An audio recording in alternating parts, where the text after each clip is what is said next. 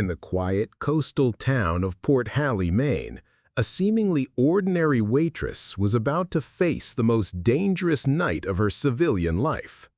What started as routine coffee service at the Driftwood Diner took a shocking turn when a desperate man with a gun turned her workplace into a hostage situation. Lena Cruz wasn't your typical small-town server.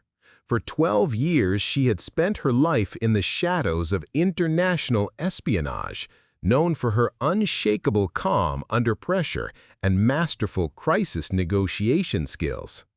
When she encountered Tommy Garrison's volatile desperation escalating toward violence, she had no idea she was about to shatter the carefully constructed identity she'd spent 18 months building.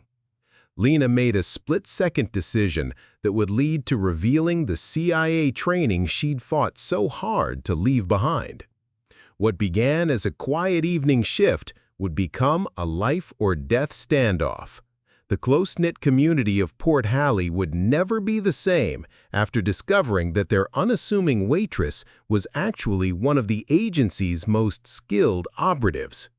The night that changed everything started with a young tourist, a desperate fisherman, and a woman who thought she could outrun her past until her past became the only thing that could save innocent lives.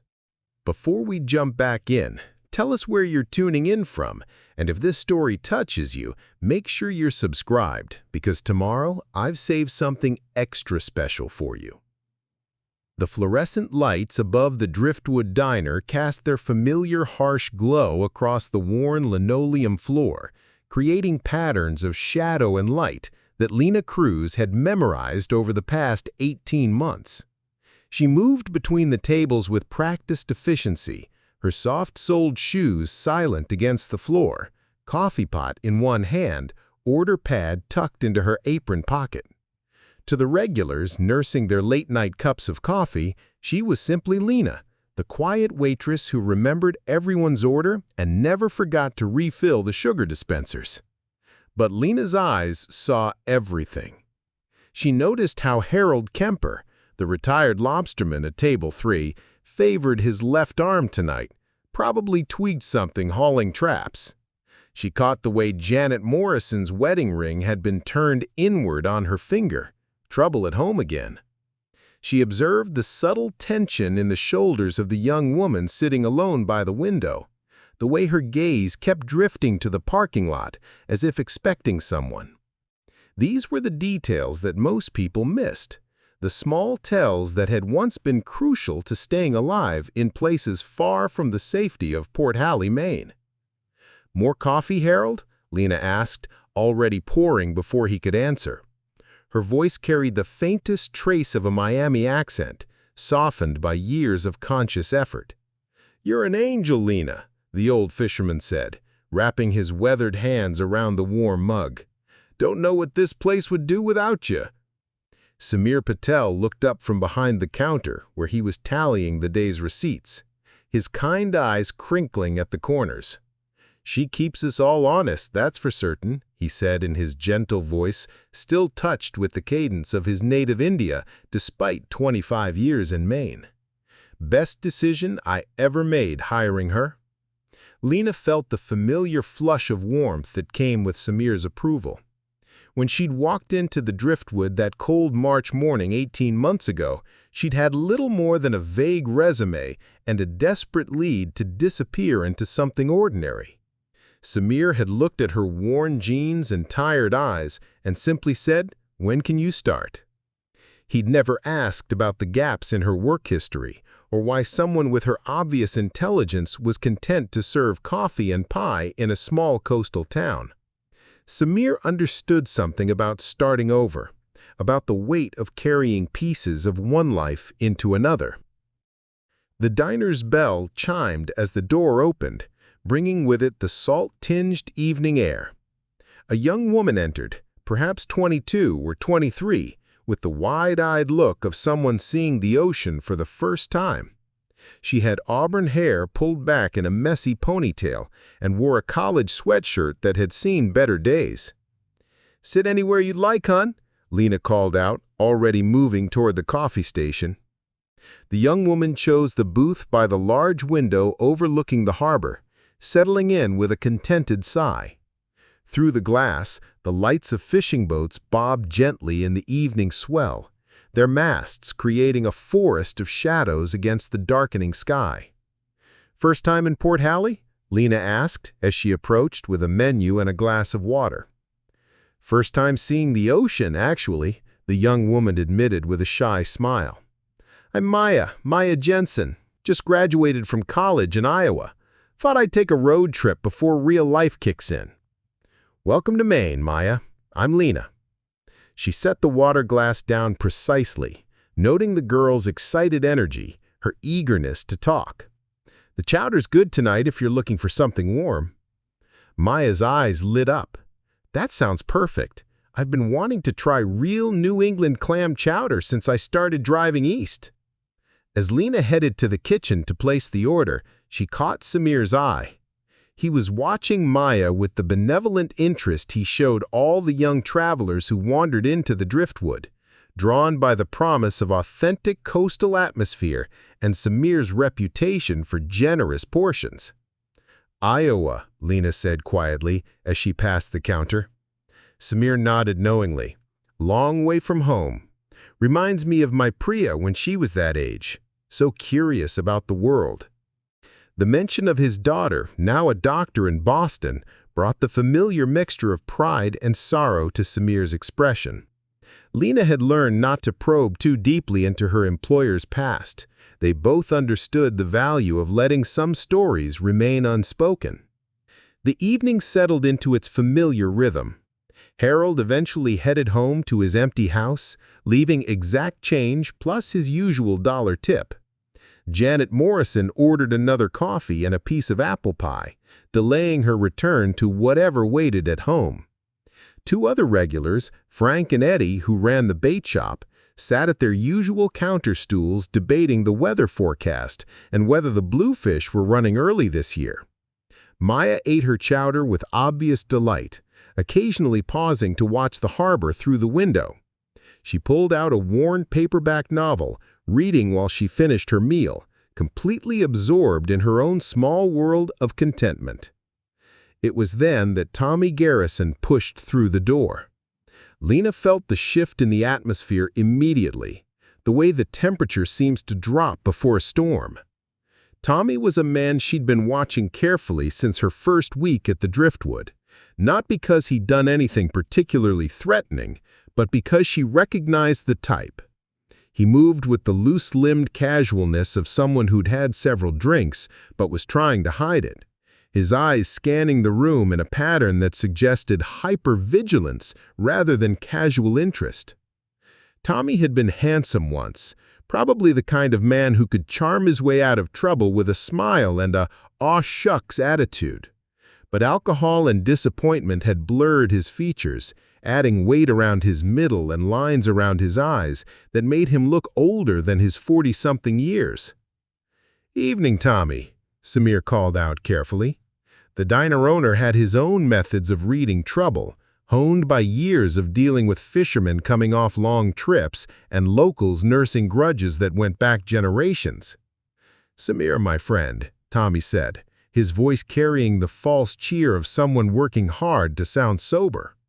"Beautiful night, isn't it? Perfect for a drink and some good company." He slid onto a stool at the counter, his movements just a little too deliberate. Lena noted the way his right hand kept drifting to his jacket pocket, the tension in his shoulders despite his casual demeanor, the slight tremor in his fingers when he reached for the water glass Samir placed in front of him.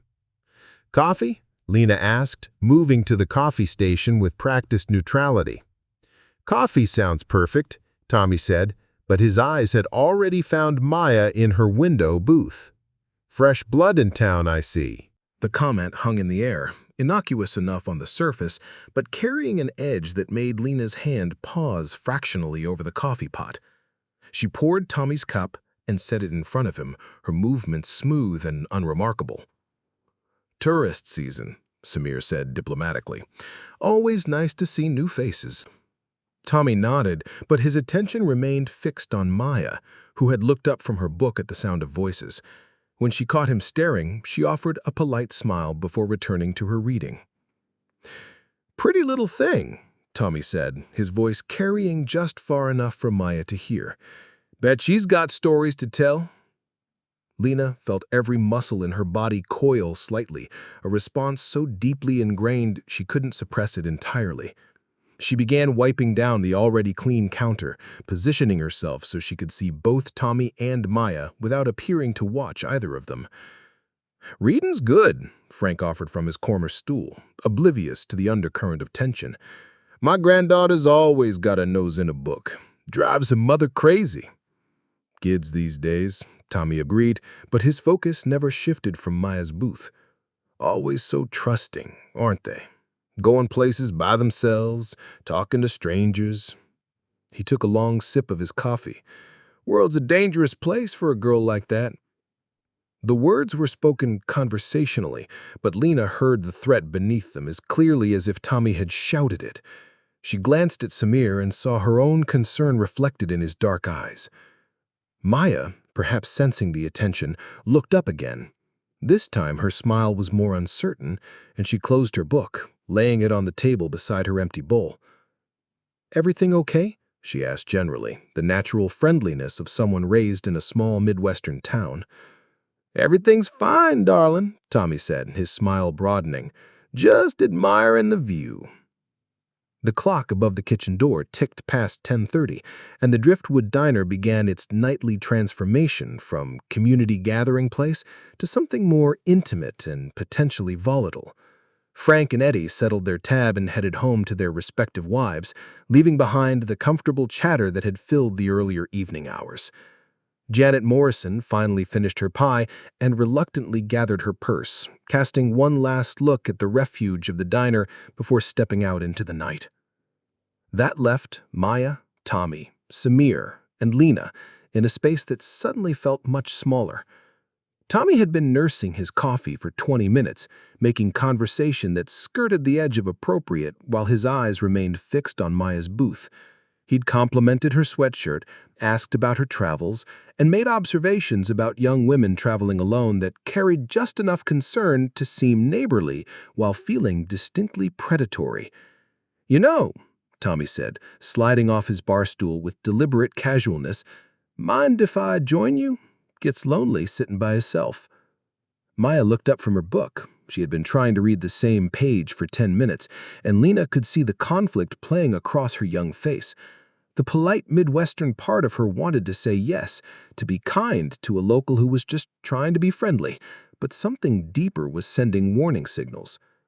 "Oh, that's okay. I was actually just about to head back to my motel." "Oh, come on," Tommy said, already moving toward her booth. "That's still young. Besides, you haven't heard the real story of Port Halley yet, not the tourist version they put in the brochures." He slid into the seat across from her, without waiting for permission, and Lena saw Maya's shoulders tense. The young woman glanced toward the counter where Lena was drying glasses, a silent plea for help that didn't go unnoticed. "Let me get you a fresh pot of coffee," Lena said, moving toward their table with purposeful efficiency. "On the house, welcome to Maine and all that." She took her time refilling Maya's cup, then Tommy's, using the service as an excuse to position herself at the edge of their conversation. Up close, she could smell the alcohol on Tommy's breath beneath the coffee, not just beer, but something harder. His pupils were dilated in the diner's bright light, and there was a manic energy radiating off him that made her think of a wire stretched too tight. "There you go," Lena said pleasantly, but she made eye contact with Maya as she spoke. "Anything else I can get you folks?" "We're good here," Tommy said, without looking at her, his attention focused entirely on Maya. "So tell me, sweetheart, what's a nice girl like you doing driving around all by yourself? Parents not worried about you?" Maya's smile became more strained. "They know I can take care of myself." "I'm sure they do," Tommy said, leaning forward slightly, "but taking care of yourself and being safe, those are two different things, aren't they?" Lena moved back toward the counter, but she kept her attention split between wiping down surfaces and monitoring the conversation in the booth. Samir had emerged from the kitchen where he'd been cleaning, and she caught his eye with a subtle shake of her head when he moved toward them. "So, what do you do back in Iowa?" Tommy continued, his voice taking on a more intimate tone. "Let me guess. College girl, probably studying something practical. Education, nursing?" "Literature, actually," Maya said, her voice smaller now. "Literature," Tommy repeated with a laugh that had an edge to it. "That's nice, real nice. Reading about other people's adventures instead of having your own." He gestured around the diner. "But here you are, having an adventure. All alone." The emphasis on the last two words made Maya shift uncomfortably in her seat. "I should really get going," she said, starting to gather her things. Tommy's hand shot out across the table, not quite touching hers, but close enough to make her freeze. "Hey now, don't rush off. I'm just making conversation. You city girls are so jumpy." "I'm not from a city." "Small town, then." "Even worse. Small town girls are too trusting, too willing to believe everyone's as nice as the folks back home."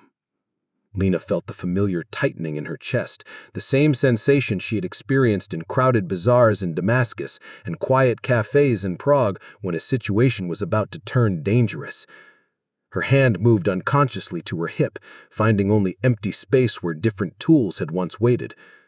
She approached the table again, this time carrying the check presenter. "Here's your bill when you're ready," she said to Maya, then turned to Tommy with professional politeness. "Can I get you anything else?" Tommy's head turned toward her slowly, and for the first time that evening his full attention focused on Lena. She met his gaze steadily, reading the calculation behind his eyes, the way he was measuring her as potential interference. "Actually," he said, his voice taking on a different quality, "I think we're fine here, private conversation and all." "Of course," Lena said smoothly. "Take your time." But as she turned away, she caught the subtle movement of Tommy's right hand drifting to his jacket pocket again, the same gesture she had been tracking all evening. This time, his fingers lingered there, and she saw the outline of something solid and angular pressed against the fabric. Her blood turned to ice water. Maya was gathering her courage to stand up, her book clutched in her hands like a shield. "Really, I should go. Early day tomorrow." "Sit down." The words came out sharp and low, and they stopped Maya mid-rise. The diner fell silent except for the hum of the refrigeration units and the distant sound of waves against the harbor breakwater. "Tommy," Samir said carefully from behind the counter, "maybe let the young lady—" "I said sit down," Tommy repeated, his voice louder now. His hand was fully inside his jacket pocket, and the outline of what he was gripping became unmistakable. Maya sank back into her seat, her face pale. "I don't understand," she whispered. "Sure you do. Smart college girl like you understand plenty." His eyes swept the diner, taking in Samir's concerned face and Lena's starched parallel to the counter. Lena's careful stillness. "Everyone just stays nice and calm, and we'll all get along fine." Lena felt time slow down around her, the way it had in those crucial seconds in Bucharest when everything changed, when careful surveillance became life-or-death action. Every detail of the dinner crystallized with hyper-real clarity: the position of each chair and table, the distance to the exits, the angle of light from the kitchen, the exact placement of potential weapons and shields. Most importantly, she cataloged the fear in Maya's eyes and the tremor in Samir's hands as he slowly raised them in a gesture of non-aggression. Tommy's smile returned, but now it was sharp-edged and predatory. "That's better," he said softly. "Now we can have a real conversation." The metallic click of the gun clearing Tommy's jacket pocket cut through the diner's atmosphere like a blade. The .38 revolver looked enormous in the fluorescent light, its steel surface reflecting the harsh brightness as Tommy held it low but visible, his finger resting along the trigger guard with the casual familiarity of someone who'd handled weapons before. Maya's sharp intake of breath was the only sound in the suddenly airless space. Her book fell from nerveless fingers, hitting the table with a soft thud that seemed to echo in the silence. "Now that I have everyone's attention," Tommy said, his voice carrying a strange calm that was somehow more frightening than if he'd been shouting, "we're going to make some changes to the evening's entertainment." Lena's mind shifted into a gear she hadn't used in 18 months, operational thinking taking over from the quiet waitress persona she'd built so carefully. Distance to target, 12 feet. Angle of approach, blocked by the table. Weapon type, older revolver, probably 6 shots, well maintained based on the surface condition. Shooter stance, seated, relaxed, but alert, suggesting familiarity with firearms. Most critically, 3 potential hostages, including herself, multiple exit points, and the tactical disadvantage of being in the open while the shooter held the superior position. "Tommy," Samir said slowly, his accent more pronounced now as stress tightened his vocal cords, "there's no need for this. Whatever's troubling you, we can talk." "Lock the door," Tommy interrupted, gesturing with the gun toward the front entrance. "Now." When Samir hesitated, Tommy's voice hardened. "I said, lock it, and turn the sign to closed while you're at it." Samir moved with the careful precision of a man trying not to trigger a violent response, his hands visible and movements deliberate. The click of the deadbolt sliding home sounded final, sealing them inside with whatever demons Tommy had brought with him. "Good," Tommy said, settling back in the booth, but keeping the gun trained in the space between Maya and the center of the dinner. Lena's mind shifted into a gear she hadn't used in 18 months, operational thinking taking over from the quiet waitress persona she'd built so carefully. Distance to target, 12 feet. Angle of approach, blocked by the table. Weapon type, older revolver, probably 6 shots, well maintained based on the surface condition. Shooter stance, seated, relaxed, but alert, suggesting familiarity with firearms. Most critically, 3 potential hostages, including herself, multiple exit points, and the tactical disadvantage of being in the open while the shooter held the superior position. "Tommy," Samir said slowly, his accent more pronounced now as stress tightened his vocal cords, "there's no need for this. Whatever is troubling you, we can talk." "Lock the door," Tommy interrupted, gesturing with the gun toward the front entrance. "Now." When Samir hesitated, Tommy's voice hardened. "I said, lock it, and turn the sign to closed while you're at it." Samir moved with the careful precision of a man trying not to trigger a violent response, his hands visible and movements deliberate. The click of the deadbolt sliding home sounded final, sealing them inside with whatever demons Tommy had brought with him. "Good," Tommy said, settling back in the booth, but keeping the gun trained in the space between Maya and the center of the dinner. Lena began moving almost imperceptibly, shifting her weight from foot to foot in a pattern that would eventually position her closer to Tommy while appearing to be simple nervous fidgeting. Her eyes cataloged every detail of the scene, Maya's hands flat on the table, trembling slightly, Samir's position near the front door, too far away to be immediately useful, the kitchen entrance behind her, offering potential cover but also potential trap. "Tommy," Lena asked, taking half a step closer while keeping her hands visible and non-threatening, "I can see you're hurting. Losing your boat, your livelihood, that's devastating, but hurting Maya won't bring it back." Something dangerous flashed in Tommy's eyes. He said sharply, Don't you dare try to shrink me. I've had enough people pretending to understand, pretending to care." He stood up from the booth, the gun now pointed directly at Maya's chest. "Everyone thinks they know what's best for Tommy Garrison. Well, maybe it's time Tommy Garrison decided for himself." The movement brought him into the aisle between the booths, and Lena calculated the new angles. It was better positioned for her to potentially close distance, but also more dangerous for Maya, who was now trapped in the booth with Tommy standing over her. Maya's breathing had become rapid and shallow, the beginnings of panic setting in. Lena caught her eye and gave an almost imperceptible shake of her head signal to stay still, stay calm, let the professionals handle it. If Maya understood the signal, she gave no indication, but she did seem to settle slightly, her hands flattening against the table again. The diner's phone rang suddenly, the shrill electronic sound making everyone jump. Tommy spun toward the sound, the gun tracking with his movement, and for a moment Lena saw an opening, clear path that would let her cover the distance between them. But the angle was wrong, and Maya was still in the line of fire. Lena forced herself to stay still. "Don't answer it," Tommy ordered, but the phone continued ringing with mechanical persistence. Through the front windows, Lena caught a glimpse of movement in the parking lot. A Port Halley Sheriff's Department cruiser had pulled up, its occupant apparently noticing something unusual about the closed dinner at this time.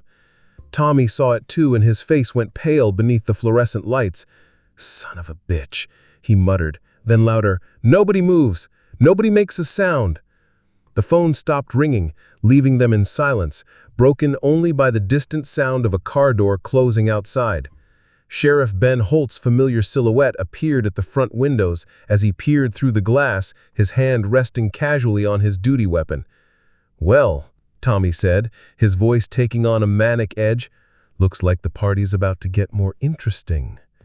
Sheriff Ben Holt's flashlight beam swept across the diner's front windows, creating dancing shadows on the interior walls. Tommy pressed himself against the side of the booth, the gun still trained on Maya, but his attention now divided between his hostages and the law enforcement presence outside. "Turn off the lights," Tommy hissed at Samir. "Now." "Tommy, if we turn off the lights, the sheriff's gonna know something's wrong," Lena said, her voice carrying the reasonable tone of someone stating an obvious fact rather than arguing. "Right now, he might just think we closed early." Tommy's head snapped toward her, and she saw the wild calculation in his eyes. Alcohol and adrenaline were battling for control of his decision-making process, creating the kind of unpredictable volatility that made hostage situations exponentially more dangerous. "Shut up," he said, but without real conviction. "Let me think." Lena took another small step closer, angling herself so that she was gradually positioning herself between Tommy and Maya. "You served in the Navy, right? You understand tactical thinking." Something flickered across Tommy's faces that she knew about his military service, and perhaps a fragment of the pride he'd once taken in his uniform. "Coast Guard cutter," he said automatically, then caught himself. "How did you—" "You carry yourself like military," Lena said simply. "Once you've served, it shows. The way you swept the room when you came in, how you positioned yourself with a view of the exits. Good training never leaves you." Outside, Sheriff Holt's radio crackled faintly, the words indistinct but the tone clearly that of someone reporting a situation. Tommy's grip on the gun tightened. The diner's phone rang again, sharp and insistent in the tense atmosphere. This time, Tommy looked directly at it, understanding that ignoring it would only escalate whatever was happening outside. "Answer it," he told Samir. "Put it on speaker, and remember, one wrong word and she gets hurt." He gestured toward Maya with the gun. Samir's hand shook slightly as he reached for the phone behind the counter. "Hello? This is Sheriff Holt. I'm outside the dinner. Everything okay in there?" The question hung in the air. Tommy nodded at Samir to respond, the gun now pointed directly at the diner owner. "Yes, Sheriff. We are just cleaning up. Closed a bit early tonight." There was a pause at the other end of the line. Ben Holt had been sheriff for 8 years, long enough to recognize when something in a familiar voice wasn't right. "Samir, is Lena still there with you?" Tommy's eyes narrowed dangerously, but Lena spoke before he could react. "I'm here, Sheriff, just helping Samir with the end-of-day tasks." "Good to hear your voice, Lena. Listen, I've got a report of some unusual activity in the area. Mind if I come in for a cup of coffee? Check on things?" Tommy was shaking his head violently, but Lena kept her voice steady. "Actually, Sheriff, we've already cleaned the coffee equipment for the night. Maybe tomorrow morning?" Another pause. Then, "Of course. You folks have a good evening. Stay safe." The line went dead, and Tommy exhaled sharply. "Smart," he said, and for a moment his voice carried grudging respect. "But he's not going anywhere, probably calling for backup right now." As if summoned by his words, the faint sound of additional vehicles could be heard in the distance.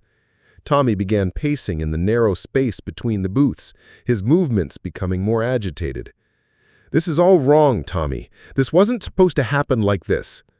"How was it supposed to happen, Tommy?" Lena asked gently, continuing her gradual repositioning. She was now only 8 feet from him, close enough to act if the opportunity presented itself. "I just wanted to talk to someone.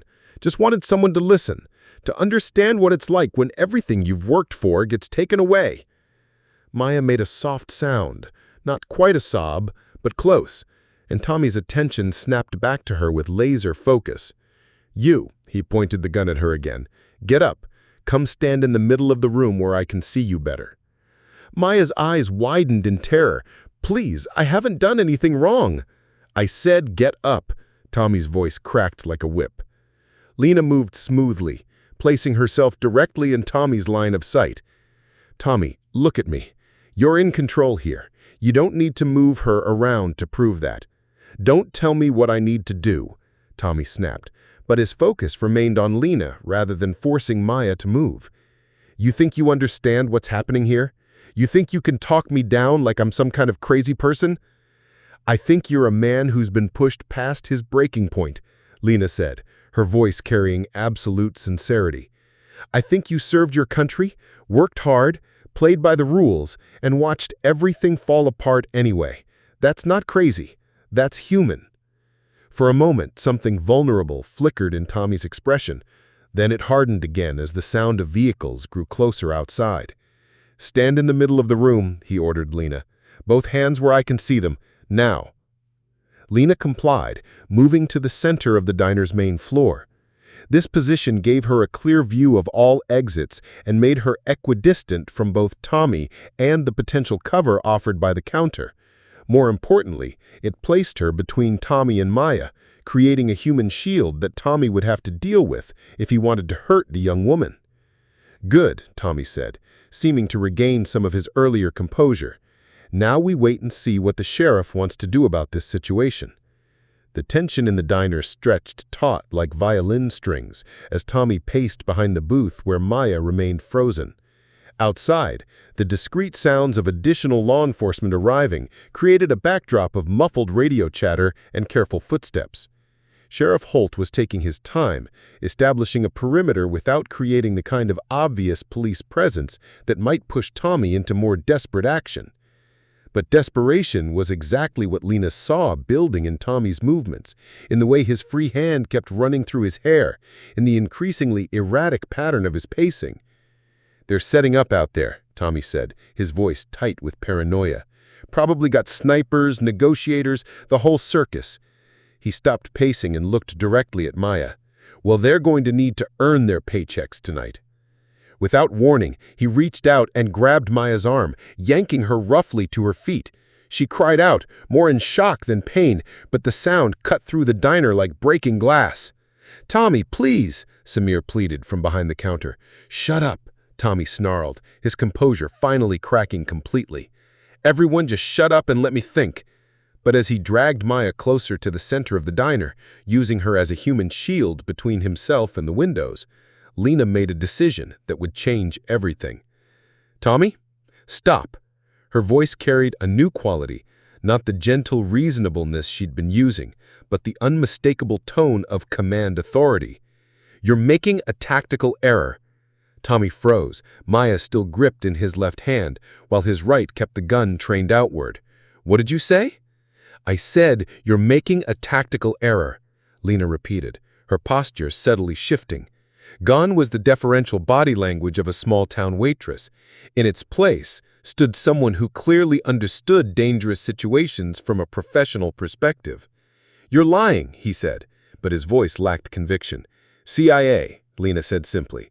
12 years, specialized in counterintelligence and crisis management. I've talked to people through situations a lot more complicated than this one." Tommy's laugh was harsh and disbelieving. "CIA, right, and I'm a Navy SEAL." Coast Guard Auxiliary, actually, Lena said calmly. 3 years, based out of Southwest Harbor.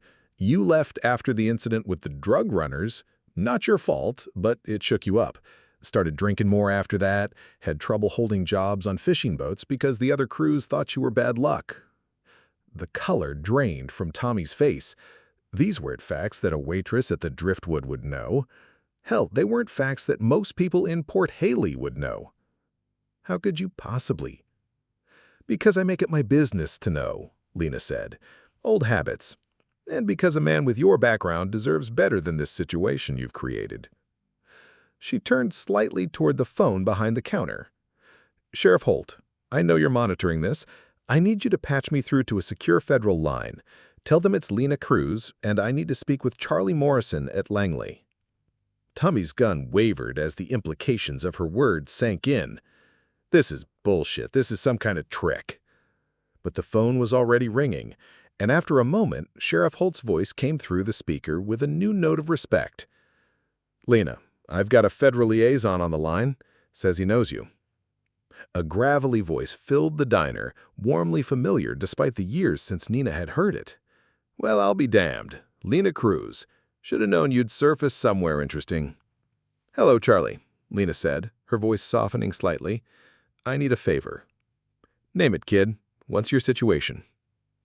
With Charlie Morrison's voice providing a lifeline to her former world, Lena felt the familiar rhythm of operational thinking settle over her like a well-worn jacket. The diner became a tactical space with clear sight lines and established positions, while Tommy transformed from an unpredictable drunk into a subject to be assessed and managed. I've got a former Coast Guard auxiliary member, Vietnam era, experiencing acute psychological distress, economic displacement, substance abuse, feeling of betrayal by his community, armed with what appears to be a .38 revolver holding 2 civilians. Charlie's response was immediate. Copy that. What's your assessment of his mental state? Desperate, but not psychotic. Wants to be heard more than he wants to hurt anyone. Military training means he understands chain of command and tactical thinking. Tommy had been listening to this exchange with growing agitation, but also with something that might have been recognition. When Lena finished her assessment, he looked at her with narrow eyes. You're talking about me like I'm not here. No, Lena replied, turning to face him directly. I'm talking about you like you're someone worth saving, someone who served his country and deserves better than spending the rest of his life in prison for a mistake made during the worst night of his life. Outside, she could hear Sheriff Holt relaying information to what a growing law enforcement presence was clearly doing. The words federal agent and taking point drifted through the windows, and she saw some of the tension ease from Samir's shoulders as he realized that help, real help, was finally here. Tommy, tell me about your boat. What was her name? The question caught him off guard. The Marianne. Named her after my ex-wife before she became my ex-wife. What kind of fishing? Mostly lobster, some scalloping in the winter.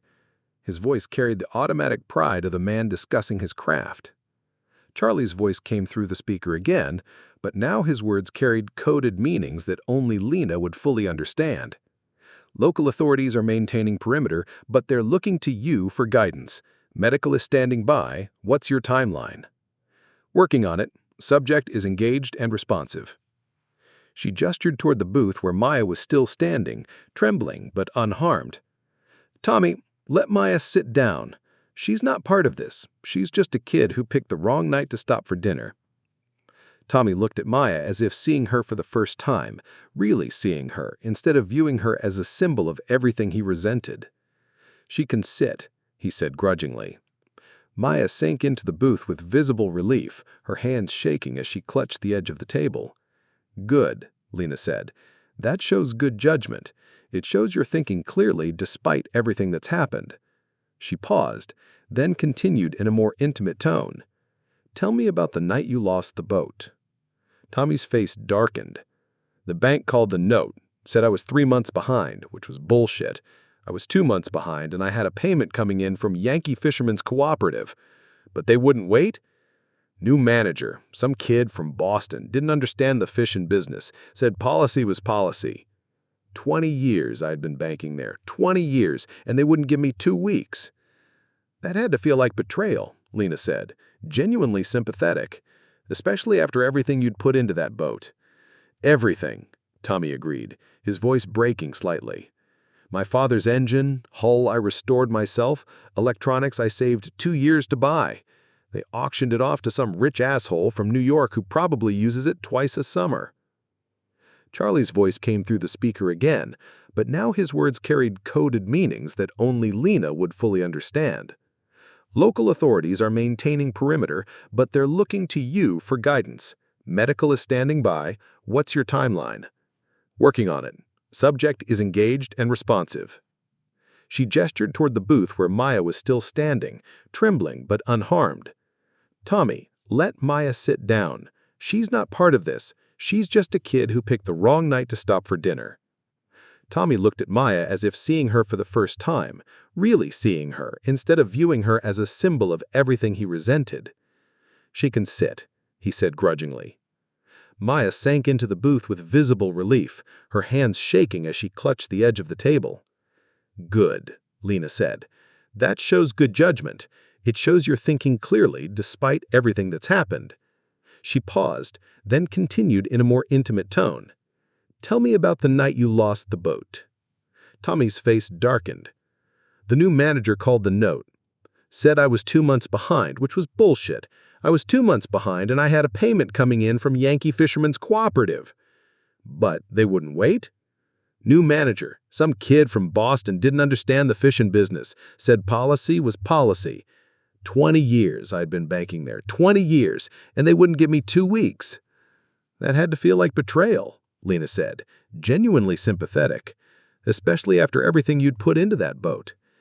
"Everything," Tommy agreed, his voice breaking slightly. "My father's engine, hull I restored myself, electronics I saved 2 years to buy. They auctioned it off to some rich asshole from New York who probably uses it twice a summer." Charlie's voice came through the speaker again, but now their cards carried coded meanings that only Lena would fully understand. "Your read on resolution potential?" "Positive," Lena said, watching Tommy's body language as he talked about his loss. The gun was now hanging more loosely in his grip, his attention focused on the story he was telling rather than the threat he was trying to project. She caught Samir's eye and gave him a subtle hand signal gesture toward the kitchen that suggested he should start moving in that direction. Samir, bless him, understood immediately and began edging slowly away from the counter. "Tommy, what would it look like if this ended well? What would happen for you walked out of here tonight as something other than the guy who held up a dinner?" The question caught him off guard. I don't know. I just wanted someone to listen to understand that I'm not just some drunk causing trouble. I'm listening. Charlie's listening. Sheriff Holt is listening. We understand that you're not the villain here. You're someone who got pushed too far and made a bad decision. But it's not too late to make a better one." For a moment, something hopeful flickered in his expression. Then his face hardened again as reality reasserted itself. "They're not going to just let me walk away. I pulled a gun. I scared people. There's going to be consequences." "There are always consequences. But there's a difference between consequences and destruction. Help me help you find a way through this that doesn't destroy everything you have left." The fragile progress that Lena had made with Tommy shattered in an instant when a metallic crash echoed from the diner's kitchen. The sound of what was probably a falling pot or pan rang through the building like a gunshot, causing everyone to jump. Tommy spun toward the sound, his paranoia flaring back to full intensity. "What was that? Who's back there?" "Nobody," Samir said quickly, but his nervous glance toward the kitchen betrayed him. "Just the dishwasher settling. Old building, things fall sometimes." "Bullshit," Tommy snarled, his grip on the gun tightening again. "There's someone back there. Police got in through the back, didn't they?" "Tommy, think about it," Lena said, trying to regain control of the situation. If police had gotten in through the back, would they announce themselves by knocking over cookware? But Tommy was past rational thinking now. The moment of connection they'd established was overwhelmed by alcohol-fueled paranoia and the crushing realization that he was trapped with no good options. "Everyone in the kitchen," he ordered, gesturing with the gun. "Now, move." Maya whimpered as Tommy grabbed her arm again, hauling her out of the booth. "Please, don't hurt me. I won't tell anyone anything. I promise." "Kitchen!" Tommy shouted, his voice cracking with strain. "All of you!" Lena realized with cold clarity that letting Tommy herd them into the smaller, more confined space of the kitchen would eliminate most of her tactical options. Once they were trapped back there, with only one exit and limited room to maneuver, the situation would become exponentially more dangerous. "Tommy, wait," she said, but he was already pushing Maya toward the swimming doors that led to the kitchen area. "Shut up.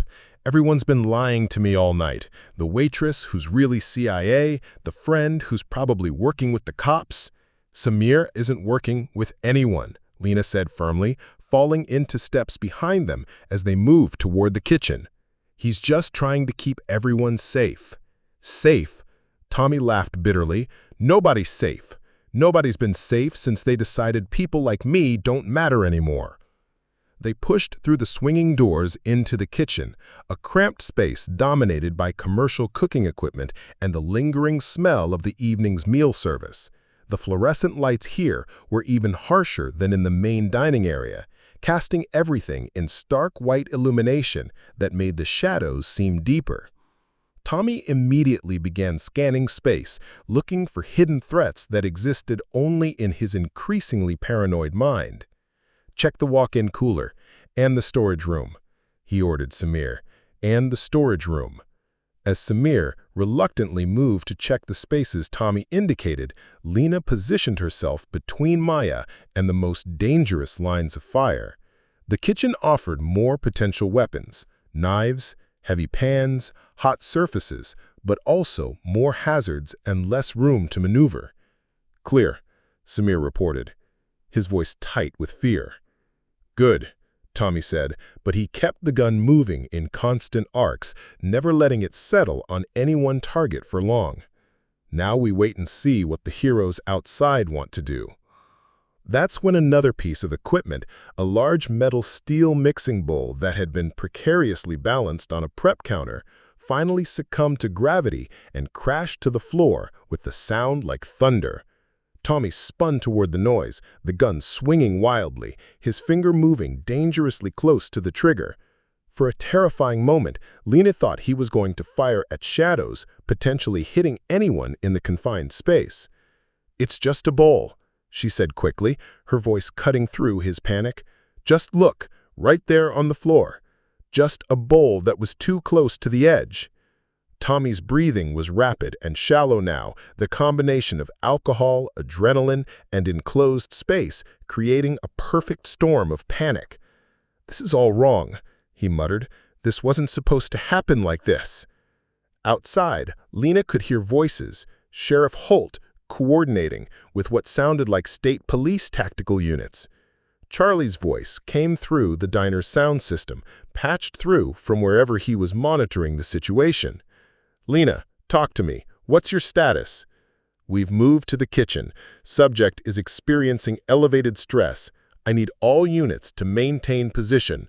Do not advance on the building." "Copy that. Medical and tactical are standing by on your word." Tommy's head snapped toward the speaker. "Tactical? They've got tactical units out there?" "Standard procedure, but they won't move unless I tell them to. You still have control of the situation, Tommy.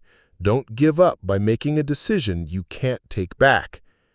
But Tommy was shaking his head, sweat beading on his forehead despite the cool evening air. "They're going to come in here guns blazing. They're going to make me into some kind of example." "Not if you don't give them a reason to." Lena took a careful step closer, noting that Maya had pressed herself against the far wall near the prep sinks, trying to make herself as small a target as possible. "I want a car and safe passage out of town. No roadblocks, no helicopters, nothing." Lena felt her heart sink. This was the moment every hostage negotiation dreaded, when the subject moved from emotional crisis to making concrete demands that couldn't be met. Once Tommy started down that path, the situation would spiral quickly toward violence. "Tommy," she said gently, "you know I can't promise you that. And more importantly, you know running won't solve anything. Where would you go? What would you do? You'd be looking over your shoulder for the rest of your life. Better than prison, Tommy said, but his voice lacked conviction. Is it? Lena asked. Or is it just another way of giving up everything you care about? Your brother, who runs the auto shop? Your friends at the VFW? The life you've built here, even if it's not the life you wanted? She could see the conflict playing out across his features, desperation warring with the remnants of rational thought. I want the girl to come with me, Tommy said suddenly, looking at Maya. Insurance, to make sure they don't try anything. And with those words, Lena knew they had reached the point of no return. The words hung in the kitchen's harsh fluorescent light like a death sentence. Maya's face went white, and she pressed herself even further against the prep sink, her eyes wide with terror. Samir made a small sound of protest, but Tommy's attention was entirely fixed on the young woman who had become the focal point of his desperation. No, Lena said, her voice carrying absolute authority. That's not happening. Tommy's head snapped toward her. I wasn't asking your permission. You should be, Lena replied, stepping deliberately between Tommy and Maya, because taking her with you is the worst tactical decision you could make. It turns this from a crisis situation into a kidnapping. It brings in federal resources you don't want to deal with. It puts a target on your back that will never go away. I need insurance, Tommy said, but there was uncertainty in his voice now. Then take me. The words came out calm and matter-of-fact, as if Lena was offering to carry groceries rather than volunteering to become a hostage. But the silence that followed was deafening. Lena, no, Samir whispered. It makes sense, Lena continued, never taking her eyes off Tommy, because she doesn't deserve this, because you and I both know that deep down you don't want to hurt innocent people. You want to be heard, to be understood, to matter. I can give you that. She can't. Through the kitchen's small window, Lena could see the red and blue flashes of emergency vehicles creating a light show in the parking lot. Charlie's voice came through the speaker system again, carefully modulated but carrying an undertone of concern. Lena, what's your current assessment? Working on extraction protocol, she replied, using language that would tell Charlie exactly what she was planning without alerting Tommy to the tactical implications. Copy that. Tommy looked between Lena and Maya, his weapon wavering as he processed this unexpected offer. The alcohol and stress were making his decision-making process slower, more labored, but Lena could see him working through the logic. She goes first, he said finally, gesturing toward Maya. Her and the old man. Then it's just you and me. Lena felt a surge of relief mixed with fear. Getting Maya and Samir out of immediate danger was the priority, but it also meant she would be alone with an increasingly unstable man holding a loaded weapon. Agreed, she said. But we do this professionally. No running, no panic, no sudden movements that might make someone outside think the situation is deteriorating. Tommy nodded slowly. How do we do it? Samir takes Maya out the front door, hands visible, moving slowly. They tell Sheriff Holt that they're the released hostages and that negotiation is continuing between you and me. And then? Then you and I figure out how this ends without anyone getting hurt. Tommy was quiet for a long moment, weighing his options. Finally, he nodded toward the swinging doors that led back to the main dining area. Go, he told Samir and Maya. But remember, if anything goes wrong, if the cops try anything, she pays for it. He gestured toward Lena with the gun. Samir looked at Lena with anguish in his dark eyes. I should stay. This is my restaurant, my responsibility. Your responsibility is to get Maya somewhere safe and to tell Sheriff Holt that I need him to keep everyone back. Can you do that for me? Samir nodded reluctantly. He moved to Maya's side, taking her gently by the arm.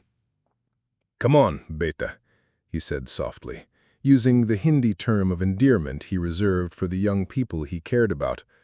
"Let's get out of here." Maya looked at Lena with tears streaming down her face. "Thank you. I'm so sorry this happened. It's not your fault. None of this is your fault. Just go and be safe."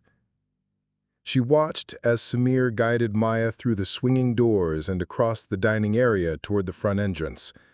Through the kitchen's small window, she could see Sheriff Holt and several other officers tense as the door opened, weapons drawn but held low. The release went smoothly. Samir's hands were visible, his movement slow and deliberate, and Maya stayed close beside him as they emerged into the night air. She could hear muffled conversations as they were moved away from the building to safety. Then it was just her and Tommy in the harsh light of the kitchen, the weight of 18 months of carefully constructed normalcy crashing down around her. "Now what?" Tommy asked. And for the first time since this had all started, he sounded genuinely uncertain rather than desperate. "Now we talk. Really talk. About what happens next." With Maya and Samir safely outside, the kitchen felt both larger and more intimate.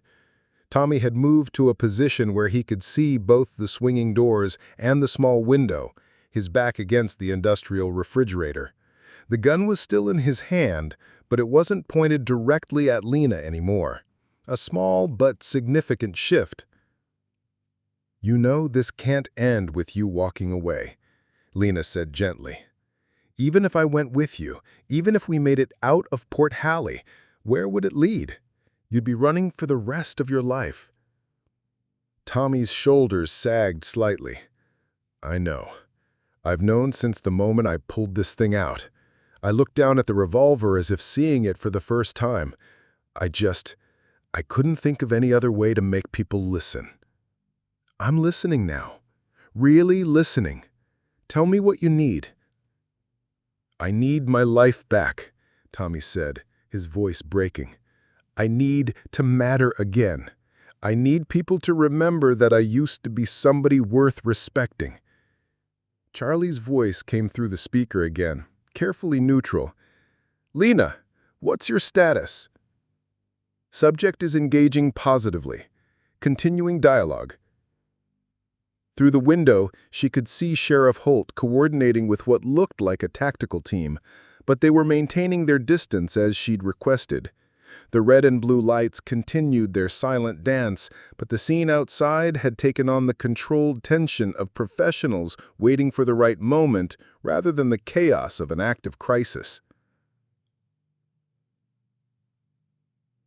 "Tommy, tell me about your service. Coast Guard Auxiliary, that's volunteer work, right? People don't do that for money or glory." "Search and rescue," Tommy said, his voice taking on the first note of genuine pride she'd heard all evening. "Mostly recreational boaters who got in over their heads, but sometimes—" He paused, lost in memory. "Sometimes real emergencies. People whose lives depended on us showing up. That matters. That's the kind of service that saves lives. How many people do you think are alive today because Tommy Garrison was willing to leave his warm bed at 3 in the morning to go look for them in a storm?" Tommy's grip on the gun loosened further. "I never thought about it like that." "Maybe you should. Maybe that's who you really are. Not the guy who lost his boat, not the guy having the worst night of his life, but the guy who spent years risking his own safety to help strangers." She took a careful step closer. That guy wouldn't want to hurt anyone. That guy would want to find a way to stand down with honor. "Stand down," Tommy repeated, and Lena heard something shift in his voice. The military phrase had triggered something deeper than his current desperation, muscle memory of duty and discipline that predated his recent troubles. "That's right," Lena said softly. You're not a criminal, Tommy. You're a veteran having a crisis. There's a difference, and there are people outside who understand that difference. Tommy looked at the gun in his hand, then at Lena. You really were CIA? I really was. And you gave that up, serving coffee in Port Halley? I gave that up because I wanted a different life, a quieter life. But tonight showed me that some parts of who we are don't just disappear because we change jobs. Tommy nodded slowly. Then, with movements that seemed to require enormous effort, he set the revolver down on the stainless steel prep counter. Tell them I want to surrender, he said quietly.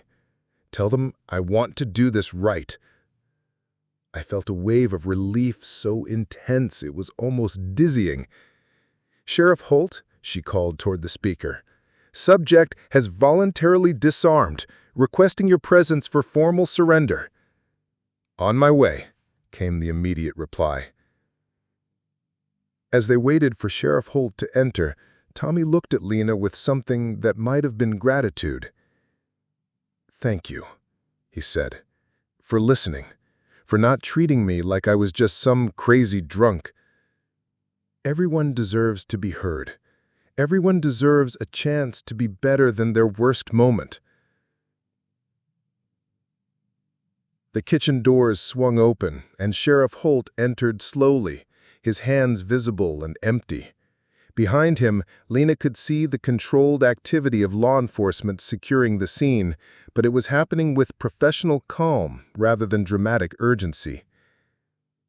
Tommy, Sheriff Holt said quietly, I'm glad you're ready to end this peacefully. Tommy nodded, extending his hands to accept the handcuffs. Me too, Sheriff. Me too. Herself. More coffee, Harold? She asked the retired lobsterman who had claimed his usual table as if nothing had changed. You bet, Harold said, then added quietly. Hell of a thing the other night. Heard you probably saved that young lady's life. We all did our part, Lena replied, deflecting the attention as she always had, but with less desperation than before. Maya had sent a handwritten letter that arrived the morning the diner reopened. Samir had read it aloud to the staff, his voice thick with emotion. Dear Lena and Mr. Patel, I can never repay what you did for me. I'm continuing my trip, but I'll never forget the kindness and courage you showed a stranger. The ocean was beautiful, but the people of Port Halley were what made Maine special. With love and gratitude, Maya Jensen. Sheriff Holt had stopped by during the quiet hour between breakfast and lunch, settling into the counterstool that had become his unofficial office. Tommy's lawyer thinks they can work out a plea, he said without preamble. Probably some jail time, but not the 20 years he was looking at for kidnapping charges. Lena nodded, pouring his coffee without being asked. How's he doing? Sober, for one thing. Been talking to a counselor at the county facility. Says he wants to make amends when he gets out. Holt paused, studying her face. He asked me to thank you again. He doesn't need to thank me. Maybe not, but he wants to. Holt took a sip of his coffee, then continued. I've been thinking about what you said, about crisis training. We get situations sometimes, domestic calls, welfare checks that go sideways. Could someone with your background to help train our officers? Lena considered the offer. A month ago, she would have declined immediately, terrified of any connection to her former life. Now the idea held a different weight. Part-time? She asked. Whatever works for you, no pressure. That evening, after the dinner rush had died down and the last customers had headed home, Lena found herself alone in the diner with Samir. He was tallying receipts while she wiped down tables, both moving through the familiar routine that had become the backbone of their friendship. You know, Samir said without looking up from his calculations, I never asked about your background when I hired you. I know, I appreciated that. But I always knew there was more to your story than you were telling. Lena paused in her cleaning. Did it bother you? Not at all, Samir said, finally looking up at her. "We all carry pieces of our past that we'd rather keep private. But watching you the other night, I was proud to call you my friend." The simple words hit Lena harder than any of the gratitude or praise she had received from law enforcement officials. This was acceptance from someone who'd known her in her chosen identity, who had valued her for the person she'd tried to become rather than the person she'd been. "Thank you," she said quietly. "For what?" "For giving me a place to figure out who I wanted to be." The diner's phone rang, breaking the comfortable silence. Samir answered with his usual cheerful greeting, then held the handset out to Lena. "For you? Say it's Charlie?" Lena took the phone, her heart rate picking up slightly. "Hello, Charlie. You did good, kid. Real good. Professional, controlled, perfect outcome." "Thank you. Got a question for you, though. Are you interested in consulting work? Nothing like the old days, just helping with training scenarios, maybe advising on crisis situations when they come up. Homeland Security's been looking for people with their skill set who understand small-town dynamics." Lena considered the offer. A month ago, she would have declined immediately, terrified of any connection to her former life. Now the idea held a different weight. "Part-time?" she asked. "Whatever works for you. No pressure." That evening, after the dinner rush had died down and the last customers had headed home, Lena stood in the quiet diner, watching the tide roll beyond the harbor breakwater. Tomorrow would bring the usual rhythm of breakfast regulars and coffee refills, but it would also bring the possibility of something more, to use her skills without hiding who she was. Samir locked the cash register and headed toward the back exit, pausing at the kitchen doors. "See you tomorrow, Lena. And whatever you decide about Sheriff Holt's offer or anything else that comes up, you have my support." Alone in the diner, Lena turned off the lights one by one, leaving only the soft glow of the harbor-facing windows. She'd spent 18 months trying to disappear into ordinary life. But ordinary life, it turned out, sometimes needed people with extraordinary skills. She thought about Maya, safe now and continuing her journey. She thought about Tommy, beginning the long work of rebuilding his life from rock bottom. She thought about all the other crises that might unfold in small towns across the country, where the difference between tragedy and resolution might come down to having one person who knew how to listen, how to de-escalate, how to care about strangers enough to risk everything for them. As she walked toward her car, Lena Cruz, former CIA operative, current waitress, and always protector of people who needed protecting, made her decision. The Driftwood Diner would always be home, but maybe it was time to expand her definition of what serving others could look like. Up next, we have 2 more incredible stories that are waiting for you. Just click the image you want to watch and it will take you there. If you enjoyed this video, make sure to subscribe. It would mean a lot.